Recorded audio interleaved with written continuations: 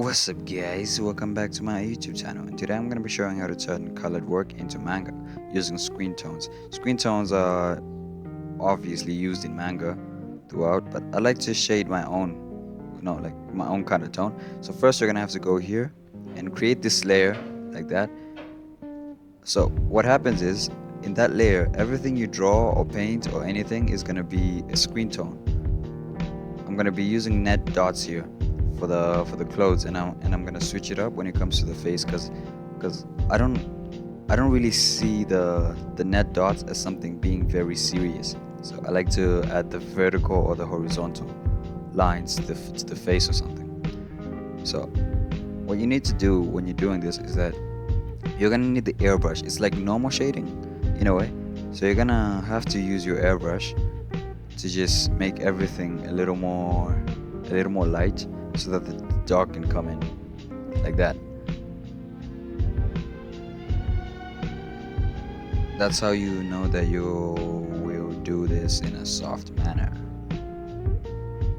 like that.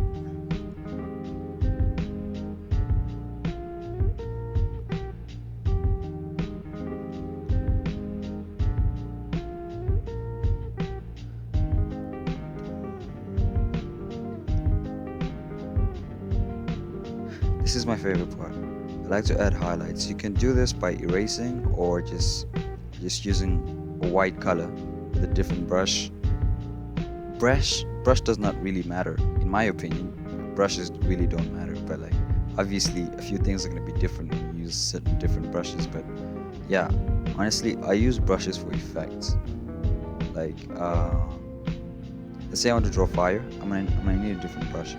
But when it comes to drawing and shading, I don't think brushes really matter. All you need is you can even use one brush, two brushes, and just the blur tool.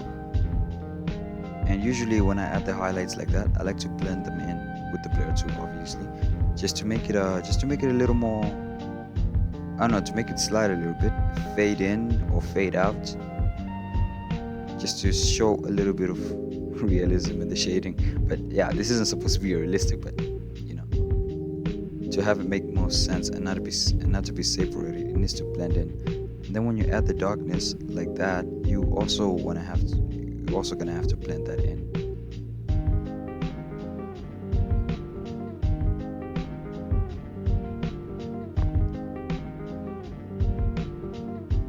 Basic color theory. What I like to do most, I like to draw a little sun, a really tiny sun on the part where I want it to be more lighter, so that I focus on how dark this part is and how light this part is, and that actually helps me to know how much I'm gonna shade. But I'm a little too used to shading now to do that in this artwork, so that's why I'm just going on playing like that.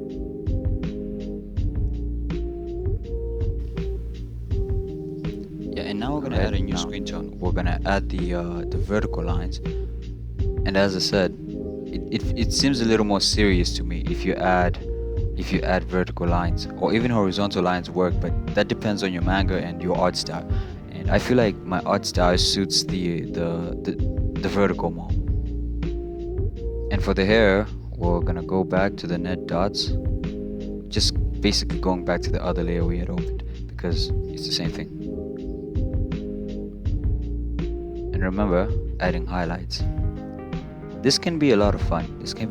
But you need to remember where your highlights are, or you're just gonna be filled with a bunch of screen tones. Which I'm not completely against, but it's art theory, stuff like that. You have to follow all that stuff.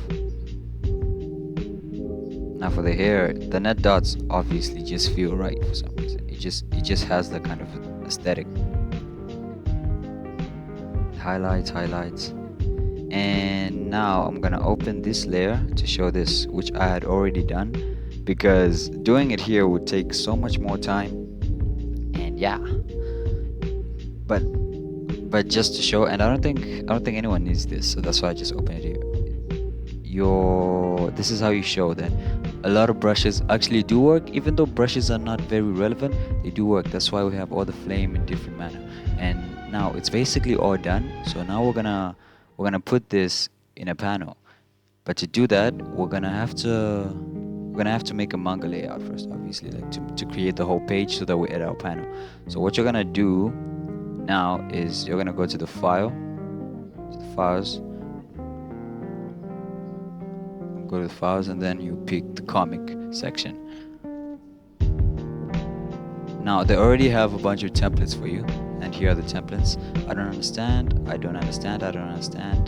I'm not gonna pick doujinshi, obviously, for obvious reasons, because this is a manga, and we're just gonna pick this one because it's manga, and it just feels right. So you're gonna get this, and then you're gonna want to go to layer, and then you add layer material. This is how you make the borders, the borderlines, and everything. And there you can increase how thick you want your lines to be. And then you get that, and then your brush is gonna turn into the cut tool, and that's how you make your borders. Failed. Yeah. No. Yeah. Yeah, you get the idea. Okay, so this is how it's basically gonna look like once you're done. I kind of like this. So now, and there's another different way to add screen tones, and it's that way. You press the little bubble over there, and you can search a bunch of screen tones. As you can see, I'm not finding the ones I really want, but here are a few, and there's so much more as well you can add to this. Well, find here. There's a bunch of helicopters, buildings, and stuff like that. That's how you can add screen tones. And to do this, you need to select a part, then you drag it in, and then you put. But for example, if it's like something which is on its own like this, you can just drag it in to where you want it to be. I hear that you need to add the dialogue before everything else, but yeah, I don't know. I like to draw first, and then I just add everything else. And this is what it looks like when it's colored and with the screen tones. I mean, I'm not all about it because it's a little too dark, but I like how it looks. Like all the dots and how it just merges with the color. It doesn't blend in properly. Oh, I do like that though. I do like the darkness and everything over there. Yeah, basically we're done here.